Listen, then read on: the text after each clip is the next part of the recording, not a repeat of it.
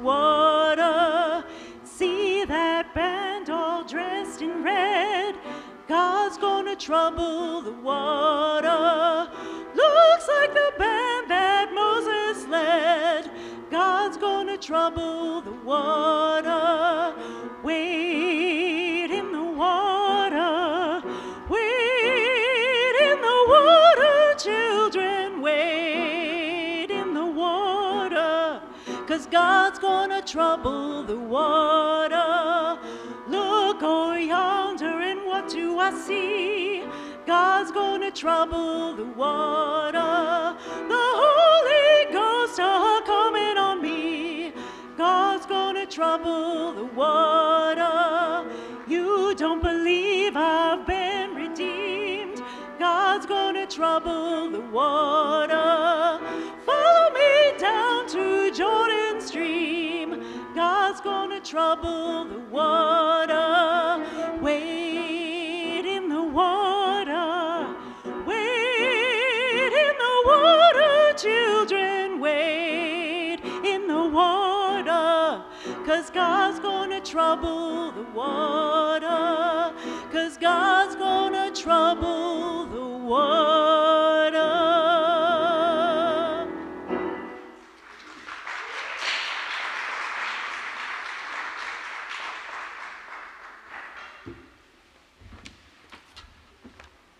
Good morning. Good morning, and welcome to the Unitarian Universalist Church of Buffalo. No matter what you believe, where you come from, who you love, a member for many years, or here for the first time, you're very welcome here. To those joining us online, welcome to you also, and we're glad you're with us. My name is Phil Disick, and I'll be your worship associate today, and Reverend Bethany Russell-Lowe will be leading our service. If you're visiting us for the first time or just feel new, we invite you to join the welcome team at the table with the purple tablecloth in the parish hall after the service. That's towards the back near the double doors. I'd refer you to the back of your order of service for announcements, but I would like to highlight one, a memorial to honor the life of Michael Harris, our bass soloist for 42 years, is set for 10 o'clock in the morning on Saturday, September 26th, here, followed by a reception in the parish hall. And help is needed, you are needed, to make Michael's reception an elegant, beautiful, supportive experience for everyone who was touched by him. To help with this, please see Nancy Wilkins in the parish hall on Sundays. And thank you very much. And also, today is the first day for our new soprano soloist, Beth White, and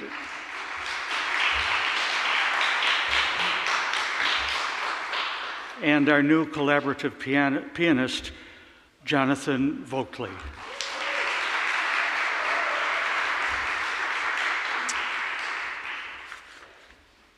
And now, let us take a moment to deepen our connections and greet our neighbors.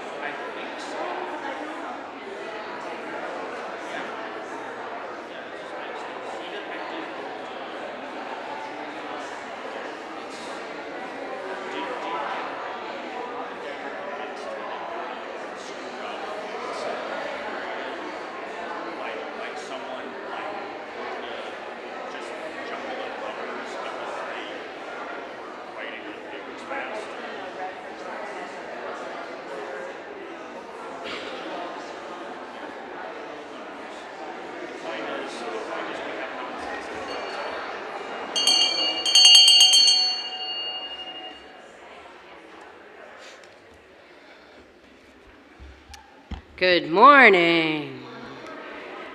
If we haven't met, my name is Reverend Bethany Russell-Lowe, and I have the great pleasure and honor of serving this congregation. It is good to have you here. Our words for a call to worship this morning come from my colleague, Reverend Dr. Michael Tino. They write this: Today we have to begin to imagine a world where none of us is free because one of us is in chains anymore. Today I want you to help me imagine a society without prisons. I want you to help imagine our society without prisons. It's going to take a lot of doing to make it reality, but we have to be able to imagine it in order to begin the work to make it so.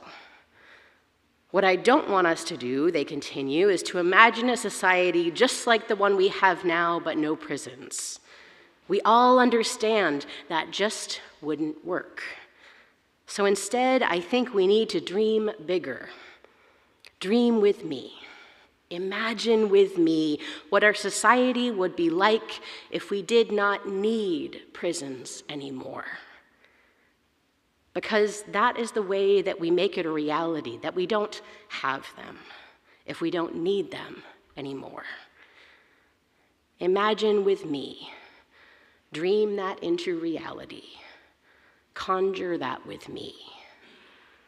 The world in which all of us have everything that we need. Everything that we need not just to survive, but to thrive in this world. To be able to have a world in which we can get rid of prisons. I want you to imagine a world in which no person is disposable.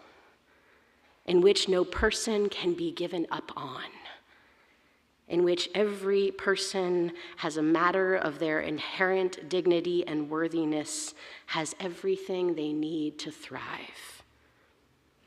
There are a few things, some of them large, that we need to imagine in order to make prison abolition real.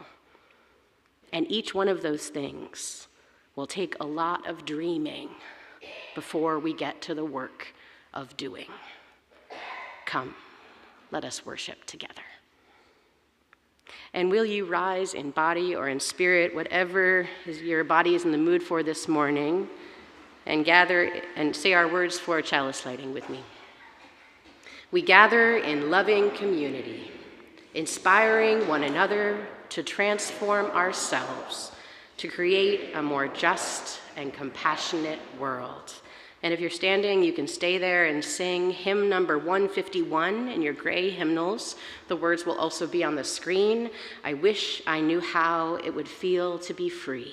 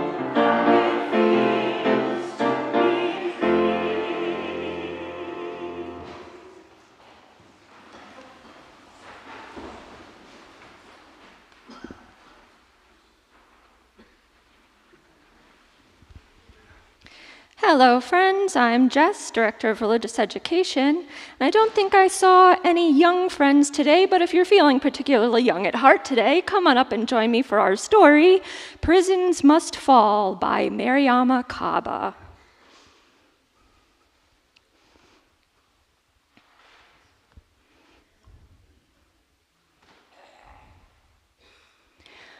When we make a mistake or cause harm to others, how might we mend ourselves and our communities?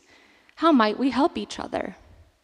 What if, instead of forced separation and isolation, we had the opportunity to come together and be supported by our neighbors, friends, and loved ones?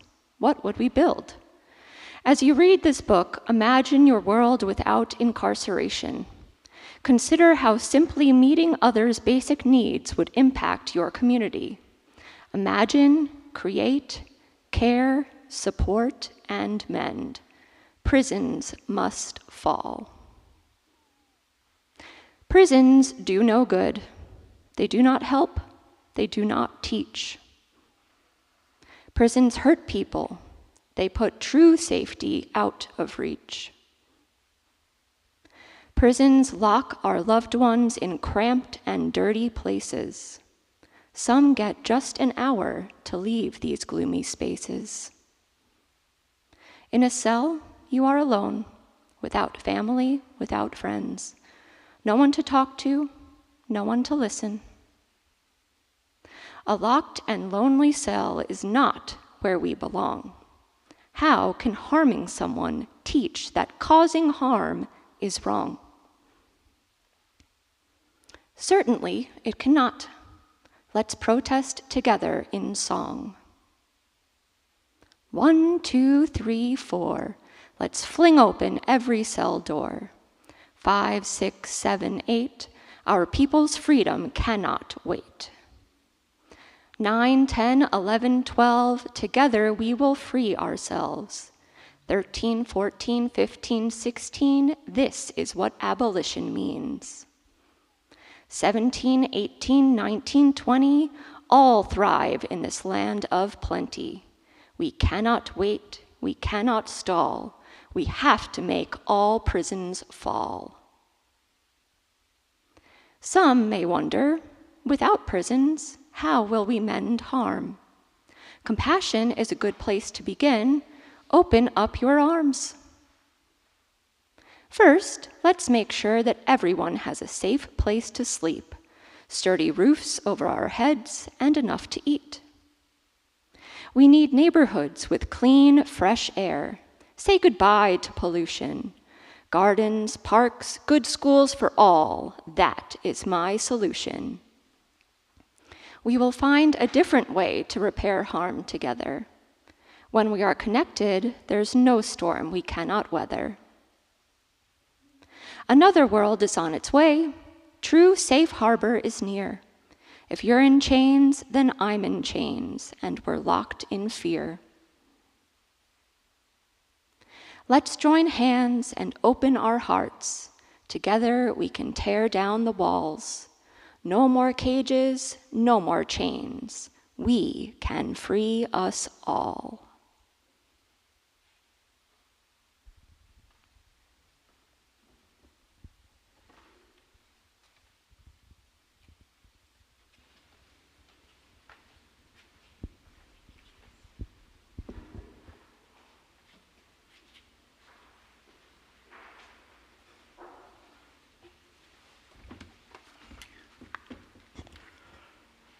Our offering is a weekly practice of expressing generosity. As Unitarian Universalists, we express generosity as both gratitude and hope. Each week, many of us give generously of our time, talent, and treasure to support the life and growth of our congregation. As Unitarian Universalists, we give because we know that we need one another. And we are part of a community beyond our walls that we need and needs us. So another way we express generosity is by sharing our Sunday morning offering with an organization in our community whose mission aligns with ours. Our Share the Plate partner this month is Big Table Community Cafe. And if you'd like more information on their mission and their hours of operation and everything, you can check their website or Facebook page. You can put your donations in the basket or see other ways, as noted on the screen above. Your financial gifts will now be gratefully received as another sign of your generosity to this congregation and to the wider community.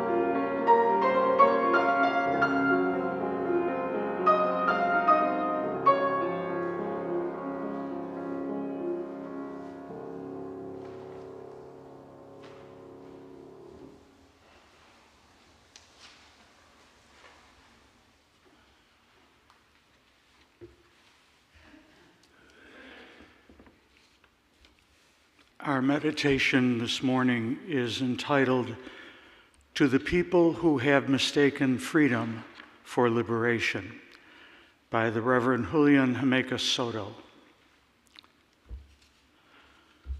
To be free, you must embrace the breadth of your own existence without apology, even if they try to take it from you. You must know, not that you can do whatever you want.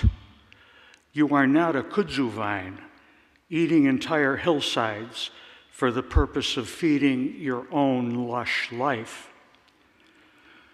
You must know instead that inside you are entire universes, milky blue, magenta, and gold, expanding. But to actually be free, You must know and you must fight for the entire universes inside of everyone else. Being free is not a license, but a promise.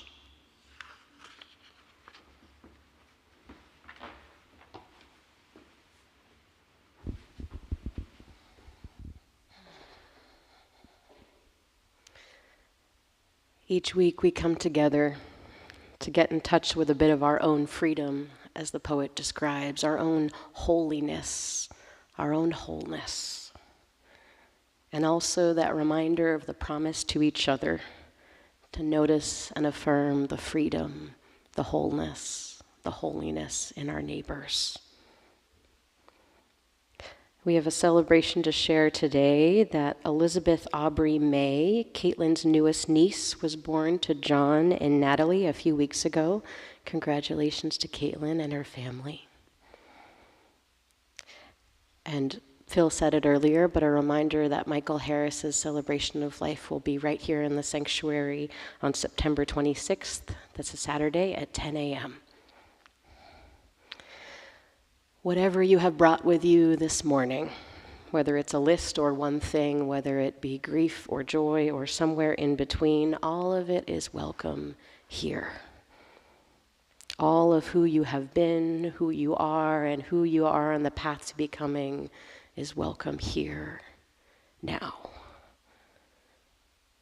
If you have someone or something that is lying particularly heavy on your mind or heart this morning, I invite you to name it so that we might notice your wholeness, your holiness, and hold with you that which is most important to you right now. Please share a word out loud or in the silence of your own mind.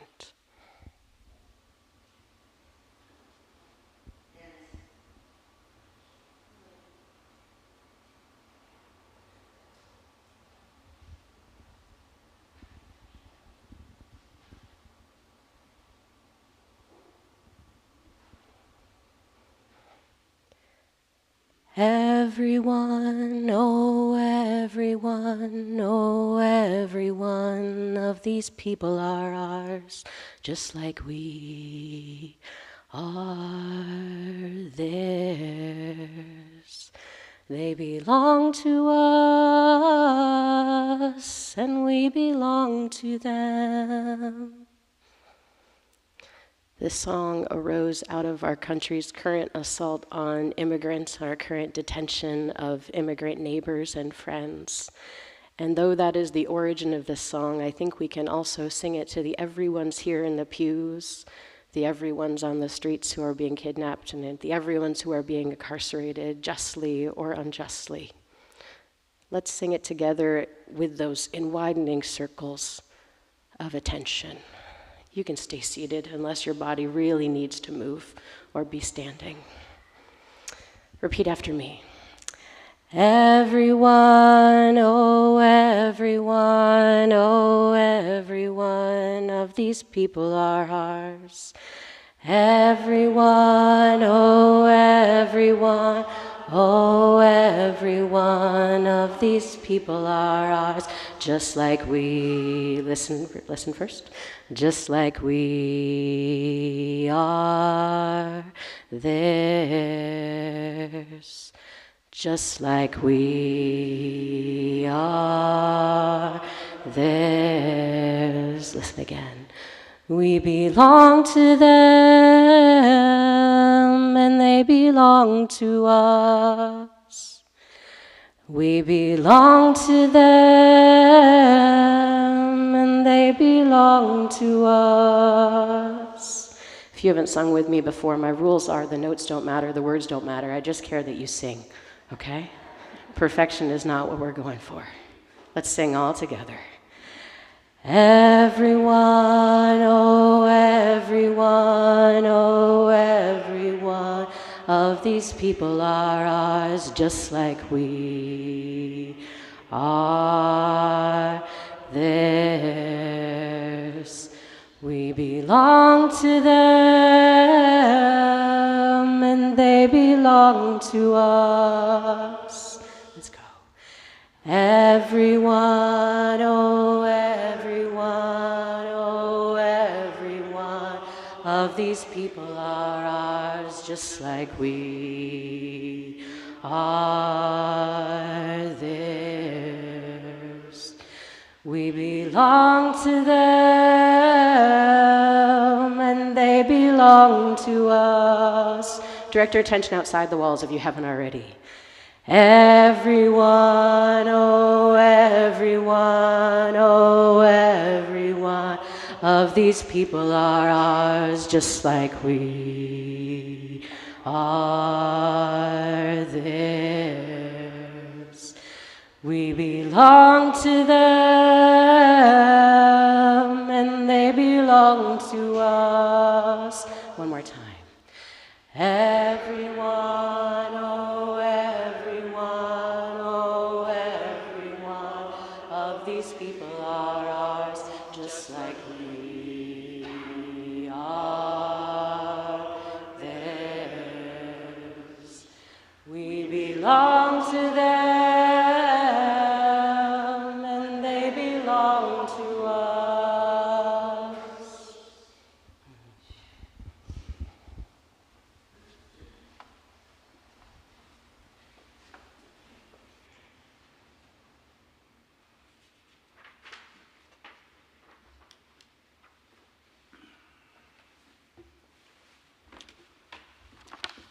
Our first reading this morning comes from 19th century Unitarian Frances Ellen Watkins Harper, a black woman teacher, writer, organizer, and abolitionist. One of our religious education rooms upstairs is named for her. And she writes, "What we need today in the onward march of humanity is a public sentiment in favor of common justice and simple mercy. We have a civilization which has produced grand and magnificent results, diffused knowledge, overthrown slavery, made constant conquests over nature, and built up a wonderful material prosperity. But two things are wanting in American civilization: a keener and deeper, broader and tenderer sense of justice, a sense of humanity which shall crystallize into the life of the nation the sentiment that justice, simple justice, is the right, not simply of the strong and powerful, but of the weakest and feeblest of all God's children. A deeper and broader humanity which will teach people to look upon their feeble siblings not as vermin to be crushed out or beasts of burden to be bridled and bitted, but as the children of the living God, of that God whom we may earnestly hope is in perfect wisdom and in perfect love, working for the best good of all."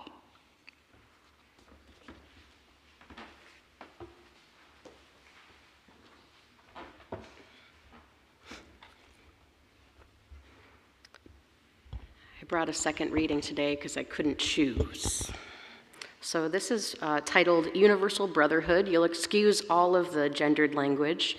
It was published by an unnoted author in The Prisoner's Friend, which was a 19th century monthly magazine devoted to criminal justice reform, edited by Reverend Charles Spear, a Universalist who supported the abolishment of the death penalty and criminal justice reform.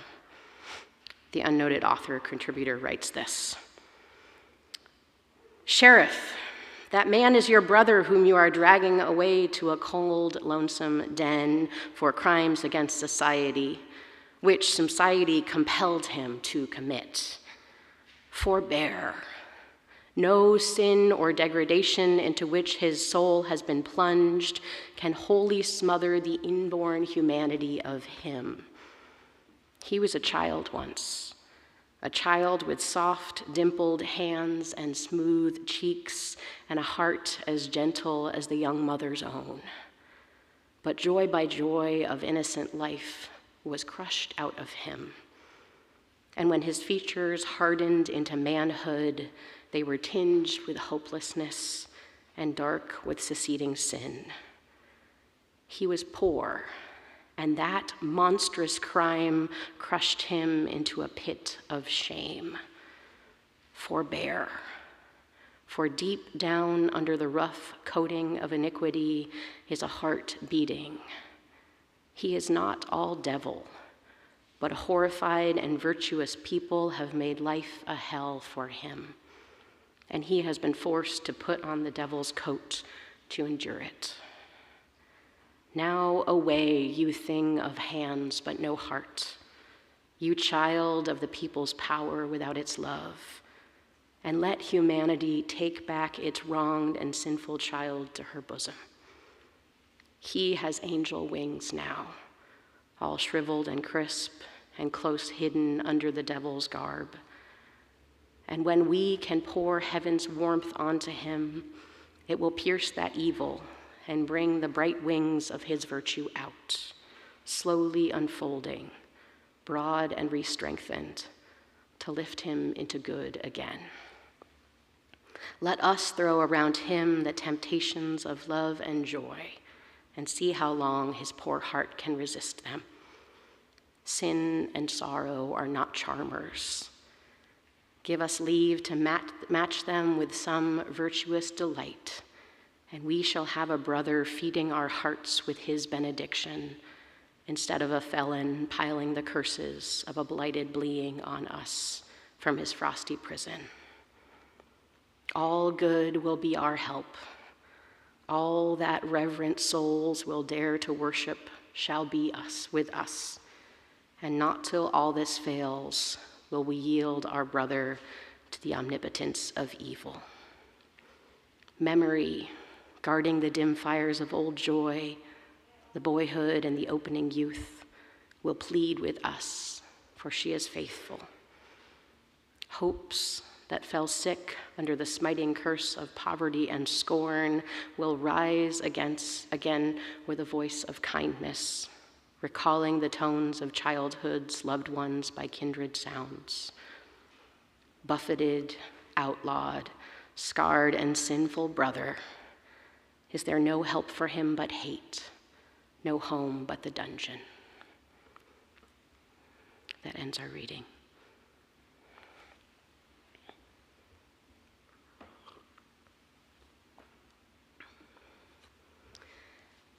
Many of you know already, I think, about the links between the modern U.S. prison industrial complex and chattel slavery.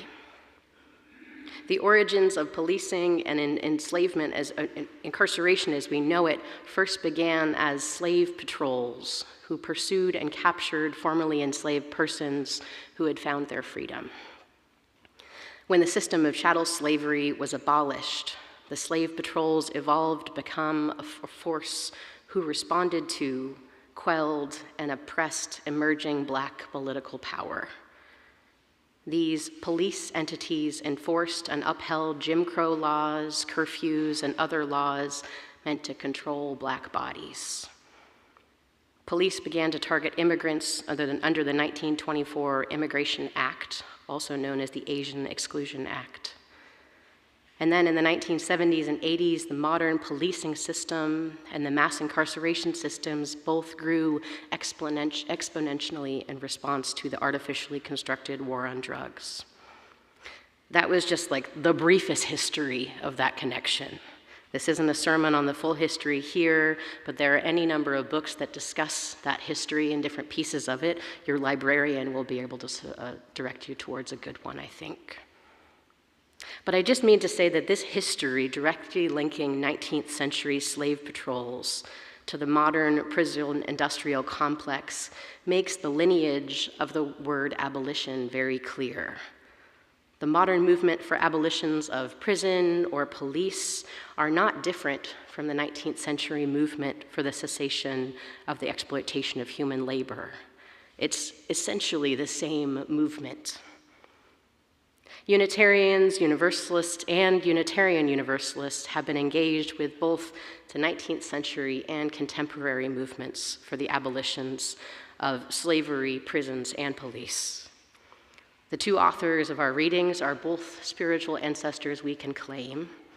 Frances Ellen Watkins Harper was an active member of the First Unitarian Church of Philadelphia, and Reverend Charles Spear was the editor of that magazine we heard from, and also a Universalist minister. Still today, Unitarian Universalists continue to engage with the concept of abolition, both spiritually and politically. The General Assembly of our Unitarian Universalist Association voted in June 2025 to adopt abolition as an issue to study and then take action on.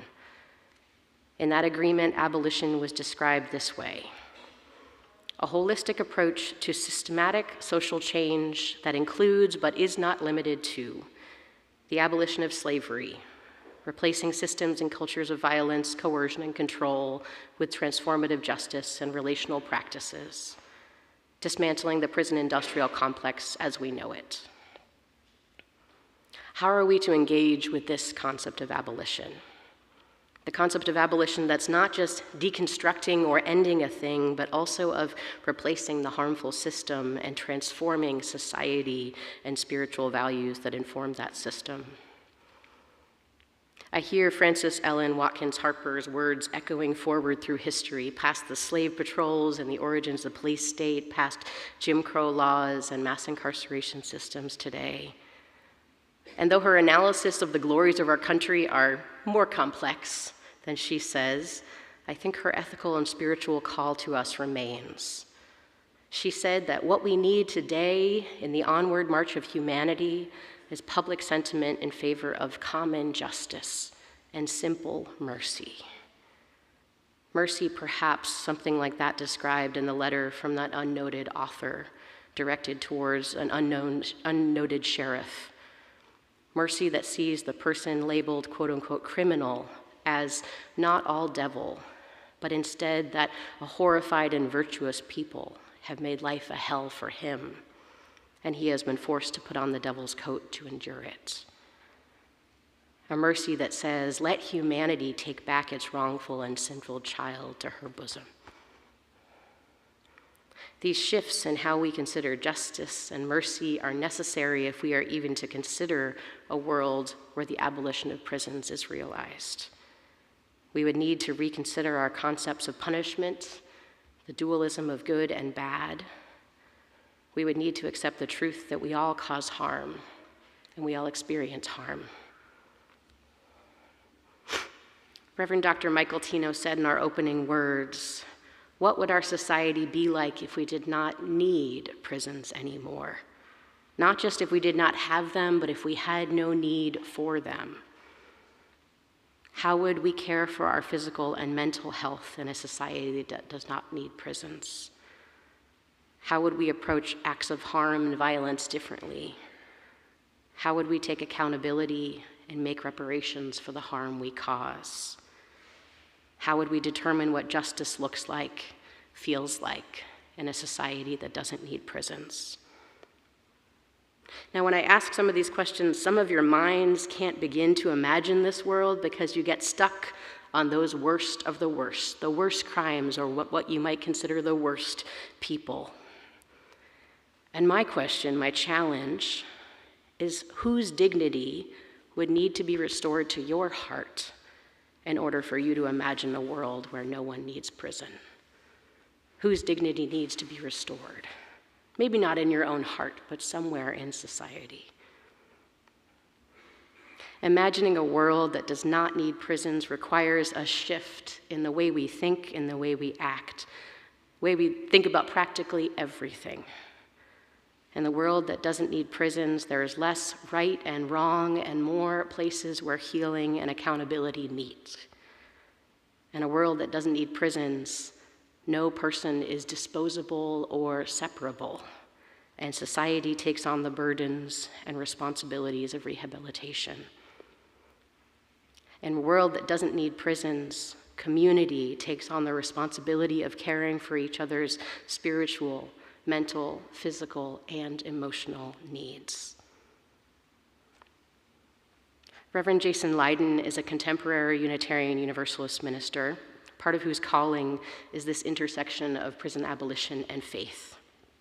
And he authored a paper, A Theology for the Penal Abolition Movement, which doesn't so much create a vast vision of one particular theology, but opens up minds to a theology that could help us imagine a world which does not need prisons. He names a few characteristics I'll share with you of a theology that would help us shift.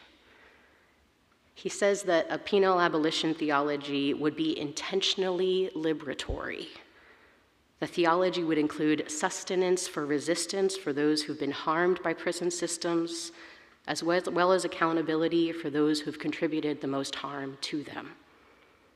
Accountability here is not imagined as punishment, but as relational healing that confronts the person with the impacts of their actions. It would, in his words, call humanity back to our potential for love and life. Reverend Leiden said this theology would focus on community care first. He says a theology which demands that we create and tend to systems that prioritize the needs of the community rather than the validity of the state, capitalism, white supremacy, or heteropatriarchy. He says that his theology must problematize and complexify the dualism of good and bad, violent and nonviolent. He says an abolitionist theology will focus on the system as the problem. If it doesn't, in Leiden's words, quote, particular prisoners also have to bear the burden of carrying out all society's sins and being disciplined or crucified for our communal redemption. Leiden says this theology will emerge from the experience and wisdom of formerly and currently incarcerated people. In Leiden's words, a theology that understands that wisdom and the sacred can be encountered anywhere, and through the experiences will value the lives of incarcerated people, survivors of state-sanctioned torture, undocumented immigrants, and sex workers as theologically relevant.